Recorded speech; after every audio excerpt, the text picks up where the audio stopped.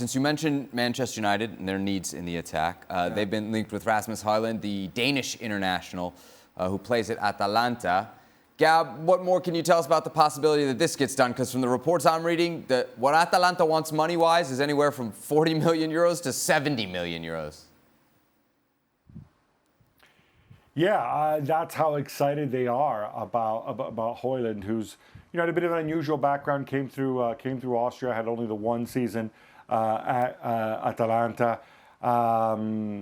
He's a very, very smart player, a very mature player despite his age. Technically very gifted. Didn't score a ton of goals. Didn't play. I think he started 20-odd games last year. I think it's 7 or 8 goals. But you look at him and you see upside a little bit in the way Craig looks at Ewan Ferguson. You see what this guy can become because he has the mental gifts, the technical gifts, and the physical gifts. Atalanta are most definitely not in a situation where they need to sell, and they're so excited by him. They say, what? If he stays here, scores 25 goals next season in Serie A, then maybe we have a 100 million type player.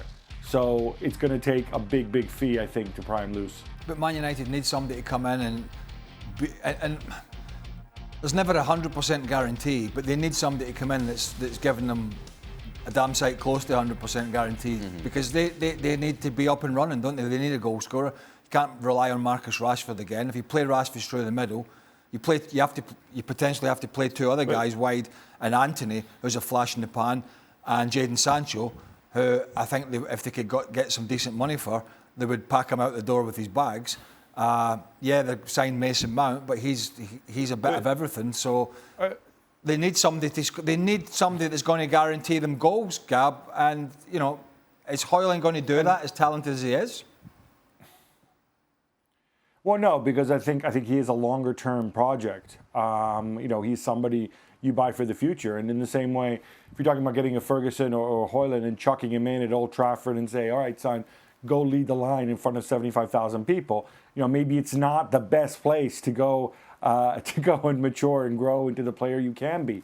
I think more broadly at United, my understanding, and I think several people have reported this as well, is that they came into the summer with something like 120 million to spend, plus whatever they could get from sales. They spent whatever it was, 55 million or whatever it is on Mason Mount.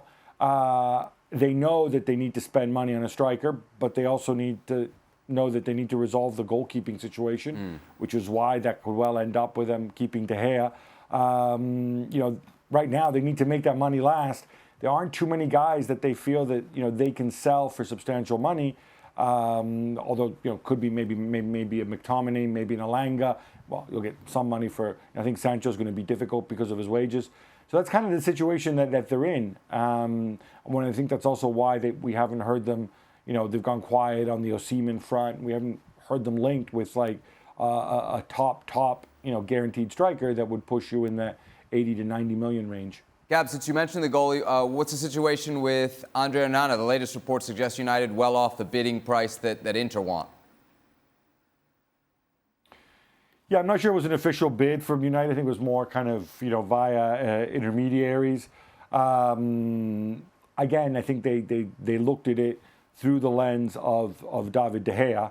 Obviously, I think it's well chronicled. They offered him a pay cut. He's now a free agent. I wouldn't rule out the possibility of him coming back.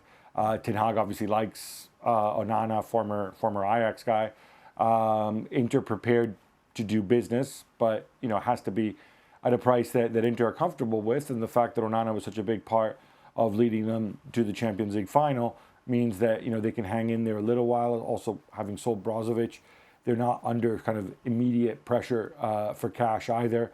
And again, that 120 million figure, or whatever's left of it after the Mount thing, if you're going to go and spend 50, 60 million on Onana, that doesn't leave much in terms of center forwards. And the only center forward on United's books right now, as far as I know, is Anthony Martial, Mr. Reliability. See, this is bonkers for me. And Mark Ogden was on last week. We're talking about the same thing Gab is in terms of the budget. and needing to get more players out. And I agree on Onana, and I think it is time for De Gea to move on. We can agree and disagree about how the contract negotiations have been handled, but I think in terms of one, with his feet, he's okay with his feet, no more. Two, mistakes have started to creep. More mistakes have started to creep into his game again, particularly fresh in the memory of the FA Cup final. And three, Onana is one, a better goalkeeper now, and two, he's only, I think, potentially, and you could argue this, second to Ederson in terms of being comfortable with the ball at his feet. I mean, he made the Champions League final look as if it was an amateur game on a Sunday down the park. He's so chilled out, he's so confident. So, but in that respect, if you need to do that, I don't get the Mason Mount deal, because it wasn't desperate. And I'm not saying Mount's not a good player, but as I said last week, they're not doing cartwheels around Manchester about Mason Mount. When you have a gaping hole in the front line, this doesn't make sense for Manchester United. You're not going to paper over the cracks with a Mason Mount signing. But if you get the right person in up front, it can make up for deficiencies in other positions in the team. And if you've got a budget that's so tight, why are you going out and wasting potentially 55, 60 million of it on a player who might make you a little better in those positions? A little better. When you have a big problem in goal, bless you, and whoever that was, and a massive problem, not a small problem, a massive problem in the striking department. Let's go look at Marcus Rashford's stats. Right, I haven't got them in front of me. Marcus Rashford was amazing last year, but more so coming off the left, the odd occasion through the middle. But I bet you he hasn't got those stats consistently through his career. I bet it has been peaks and troughs, and big peaks and troughs. So to ask him to go again next year and produce the same type of figures, I think is folly.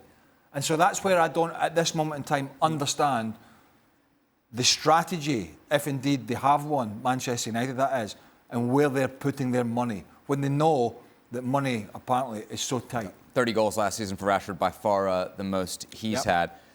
First of all, Frank, bless you. I want to make sure you're okay. Second of all, if you were telling... I mean, you know, very much, I'm good. You don't, I mean, unless I've changed, I've never seen anybody pop their clogs from sneezing. Wow, just, want to check in on our... Oh, my God. On our guests from abroad. What would you tell Manchester United to do with their money, Frank?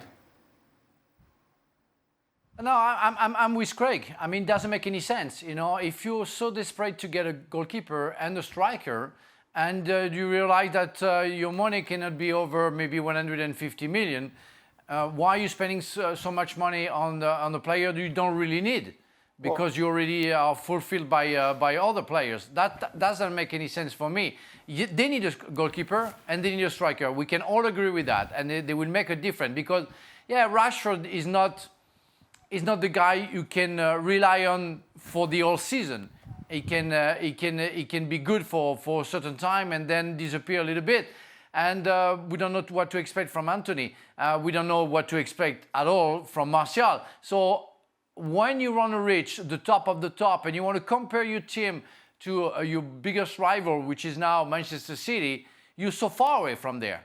And you are telling to the world, okay, we brought Mount, now we are struggling because we don't have the money to buy the two most important player that we need. So they have no strategy, or otherwise, we call that a big mistake. Well, thank you very much for watching ESPN on YouTube. For more sports highlights and analysis, be sure to download the ESPN app. And for live streaming, premium content, and let's not forget as well, ESPN FC 7 days a week. Subscribe to ESPN Plus.